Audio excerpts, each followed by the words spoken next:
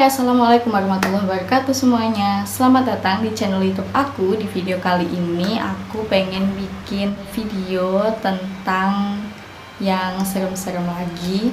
Nah, kali ini aku pengen membacakan 3 cerita seram berdasarkan kisah nyata yang aku baca dari artikelnya Indozone. Kalau kalian pengen baca sendiri juga, kalian nanti bisa cek description, nanti aku kasih linknya di bawah. Oke, tanpa berlama-lama, mari kita langsung mulai ke cerita yang pertama.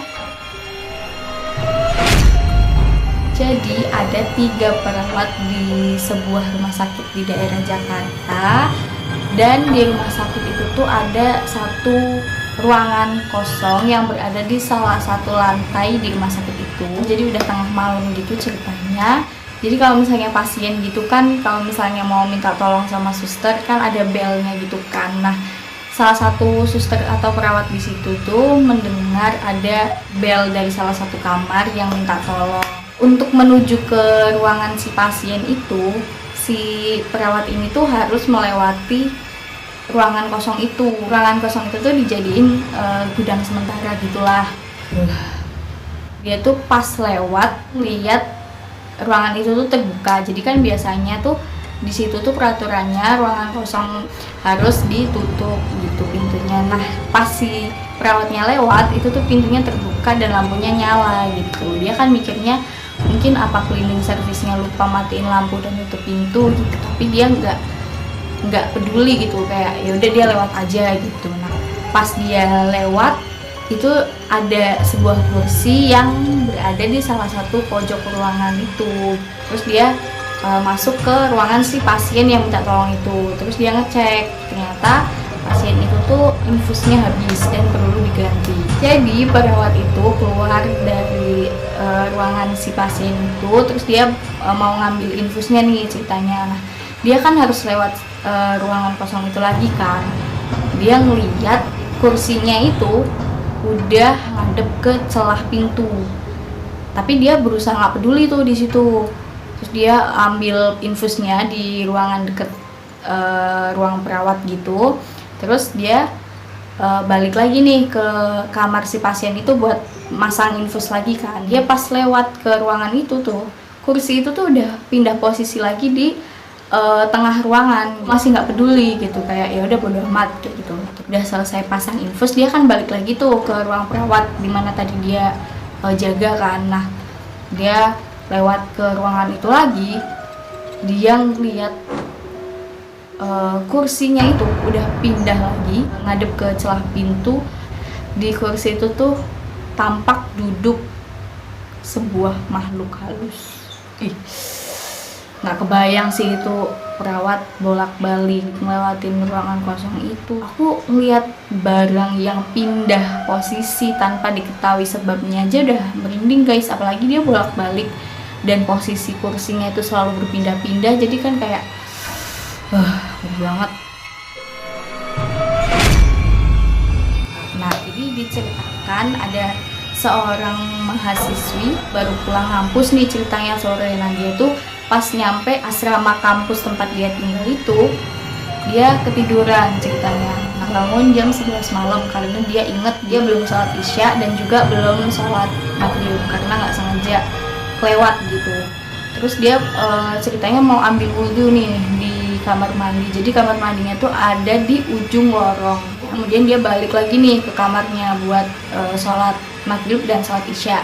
Terus pas udah nyampe kamarnya dia langsung kan sholat. Nah, jadi awal-awalnya tuh dia nggak ngerasa gimana-gimana gitu, dia masih ngerasa biasa aja. Kemudian pas di rakaat ketiga dia lagi duduk di antara dua sujud gitu, dia ngerasa denger gitu ada suara dari belakangnya, itu suara doa gitu. Nah, dia kan mikirnya mungkin temen aku kali ya yang di kamar depan gitu. Jadi kan kamarnya si cewek ini sama kamar temennya itu hadap-hadapan. Nah, dia mikirnya tuh temen yang ada di seberang kamarnya itu. Kemudian dia tuh ngeliat pas lagi dia sujud gitu, dia sengaja ngintip gitu kan, ternyata ada kain putih lagi sujud.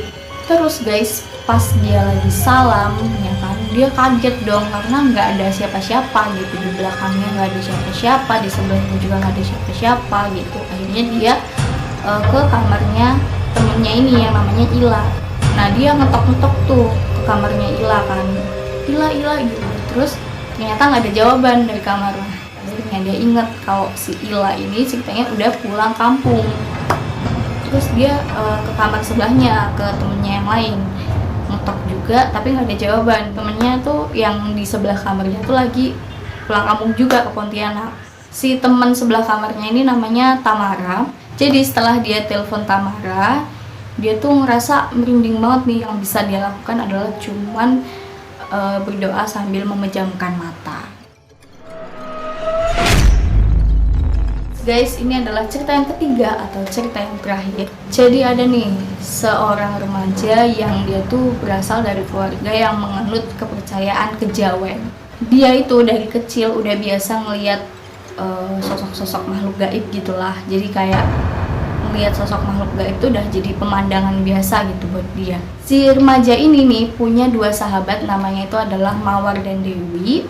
Jadi di suatu sore menjelang maghrib gitu, dia sama dua sahabatnya ini yang namanya Mawar dan Dewi baru selesai pulang dari sekolah karena ada kegiatan tambahan gitu di sekolahnya. Mereka bertiga tuh ngelewatin dua jalur sebelum dia nyampe di gerbang depan. Oh jadi dia kondisinya masih di sekolah ya. Jalur singkat yang memotong itu harus mengitari lapangan gitu. Terus si remaja ini tuh melihat sosok di gang sempit itu. Jadi dia pas lewat ngitarin jalur yang muterin lapangan sekolahnya itu ada gang sempit gitu. Dan dia lihat di situ tuh ada sesosok makhluk gitulah. Terus si remaja ini ngingetin dua sahabatnya itu buat jangan lewat gang sempit itu gitu. Karena dia tahu di situ ada sesosok makhluk gitulah. Si Dewi itu langsung ngerti, dia langsung paham gitu buat jangan lewat situ tuh. Sedangkan sahabatnya yang namanya Mawar ini dia tuh agak ngotot gitu, pokoknya maunya lewat situ gitulah. Dia kekeh lewat situ sambil nyanyi pula.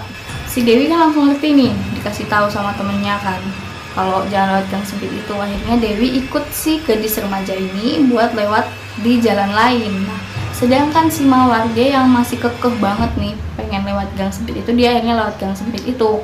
Terus mereka bertiga akhirnya ketemu lagi nih di gerbang depan. Si Mawar ini sebenarnya kenapa dia nekat lewat di gang itu dan dia malah nyanyi, dia tuh sebenarnya pengen ngebuktiin gitu loh bener apa enggak ada makhluk di situ gitu kan. Keesokan paginya Mawar ini tiba-tiba muncul gitu di depan rumahnya si remaja itu. Gadis remaja ini tuh nggak disebutin dia namanya siapa. Si Mawar itu nyampe di depan rumahnya si remaja ini tuh langsung nangis-nangis gitu, terisak-isak kan. Nah, si gadis remaja ini akhirnya ngebawa Mawar sahabatnya ini buat ke pamannya yang seorang paranormal.